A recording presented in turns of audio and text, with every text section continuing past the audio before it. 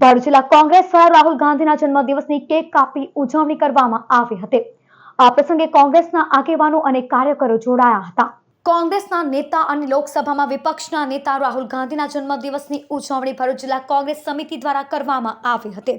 આ પ્રસંગે ભરૂચ સ્થિત કોંગ્રેસ કાર્યાલય ખાતે કેક કાપી જન્મદિવસની ઉજવણી કરવામાં આવી હતી।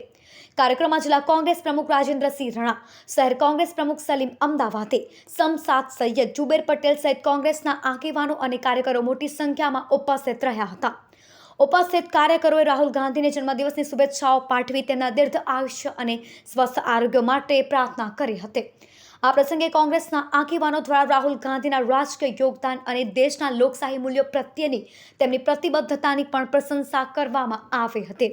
હિન્દુસ્તાનનું ભવિષ્ય, ભારત દેશના કરોડો યુવાનોની એક આશાનું કિરણ, આવતીકાલનું ભારત એ સત્યનું ભારત અને હિન્દુસ્તાનમાં આવતીકાલે શું થવાનું છે, 5 વર્ષ પછી શું થવાનું છે એની દૂરદૃષ્ટિ ધરાવતો નેતા રાહુલ ગાંધી જે બોલે છે એ સરકાર જૂઠાણું કરીને રહે છે એ સાબિત થયેલી વાત છે। એવા અમારા દૂરદર્શી નેતા, આવતીકાલ હિન્દુસ્તાનની એવા યુવા રાહુલજીને આજે જન્મદિવસ છે ત્યારે ભરૂચ જિલ્લા શહેર કોંગ્રેસના આગેવાનો મળી અમે એકનું કેક કાપી અને એમની ઉજવણી કરી છે।